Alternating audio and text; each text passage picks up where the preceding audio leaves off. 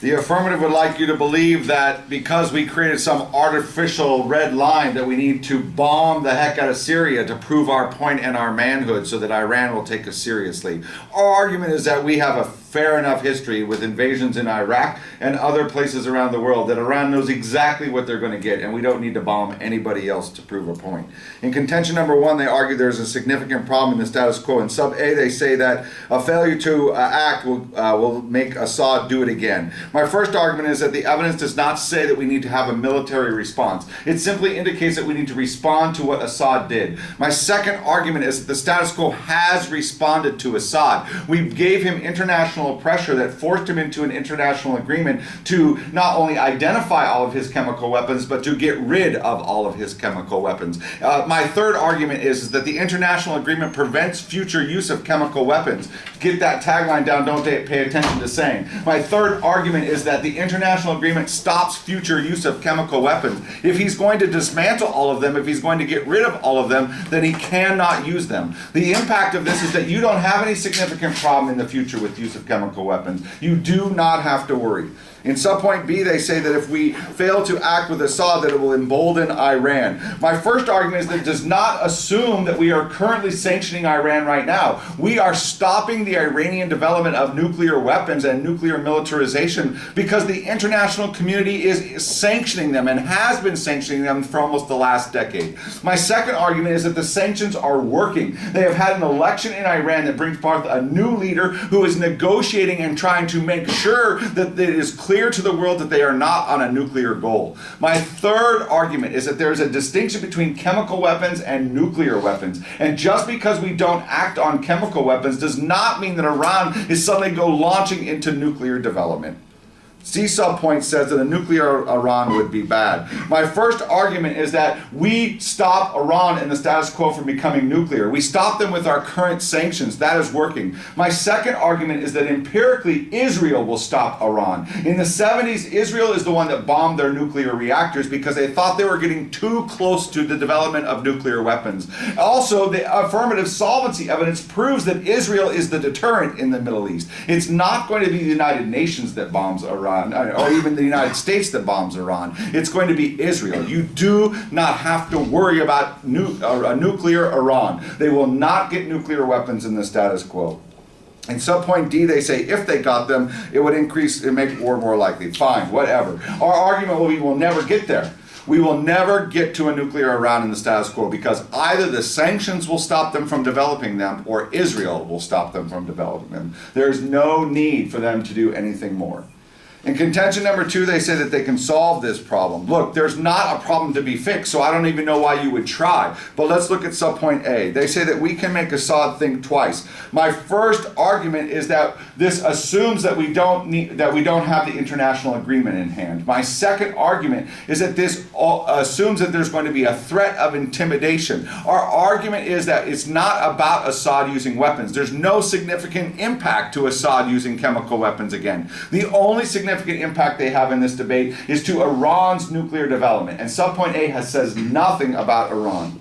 Subpoint B is that they say if we make it clear to the world, no one else will use chemical weapons either. My first argument is that their significant story isn't about Iran using chemical weapons. Their significant story is not about other international actors using chemical weapons. Their significant story is about nuclear development in Iran. And this piece of solvency evidence says nothing about sending a message to Iran and nuclear weapons. It only says it'll stop people from using chemical weapons. Great. That's not what they need to solve for. They need to solve for Iran.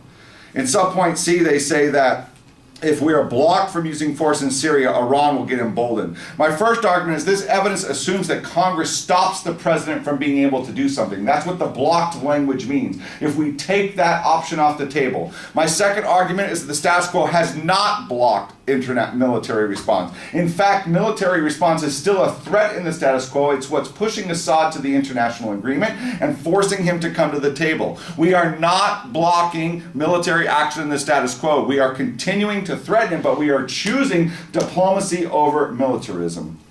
In subpoint D, they say Iranian relations fear the United States. Their foreign policy will get restrained. My first argument is that this evidence concedes the status quo is working. And that is what we talked about in Cross-X. We show that right now they're already afraid of us. My second argument is that they also fear Israel. That's the E subpoint evidence that they read. And so that means that even if we don't act in Syria, there's still a deterrent in the status quo.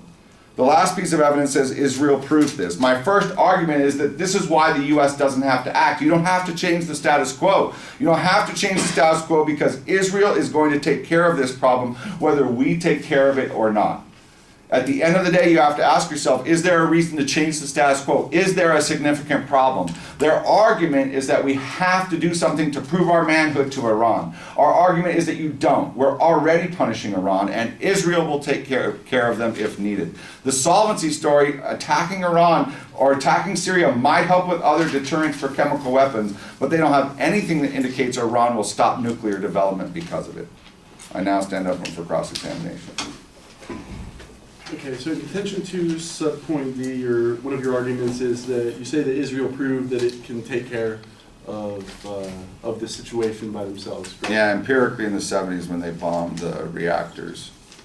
Okay, well, if Iran was to develop nuclear weapons, would that not pose a direct threat to Israel? And does Iran? Yeah, of course. Does Iran now pose a direct threat to Israel because Yes. of their proximity? And do they have weapons now, currently, that could retaliate against an Israeli attack? Yeah, but not on. Israel has nuclear weapons, and so Is the United States, the fact that we are an ally with Israel, is that the main deterrent from the countries in the region that are purely anti-Israeli attacking Israel? I don't think it's just because of that. I think it's because we gave Israel nuclear weapons, and they know that the deterrent response would be immediate. I mean, Israel doesn't. It used to be that Israel sort of had to wait for the United States to kind of join in, but now they sort of do whatever they want. If they get threatened, they're going to bomb Iran whether we like it or not. So you're saying that if Iran is not afraid of us, right, and they're going to be afraid of Israel, but if those countries who are all linked together, basically, in their hatred of Israel, Right. if they were to link together, could that not lead to a bigger war? It could, but I'm saying it won't because of the nuclear deterrent we gave Israel. That stops them all from attacking. It's not that they're worried about us coming over and helping Israel. We've already helped them. We gave them nukes.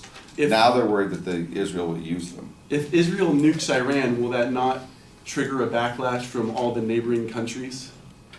Yeah, but their backlash would be conventional. Could that possibly lead to World War III? Well, anything's possible, but our argument will be that the previous empirical examples prove that Israel can strike, as you point out, in Syria when they bombed the transportation of weapons, and also the empirics of the nuclear reactors in Iran. They can do that without it escalating. Our time.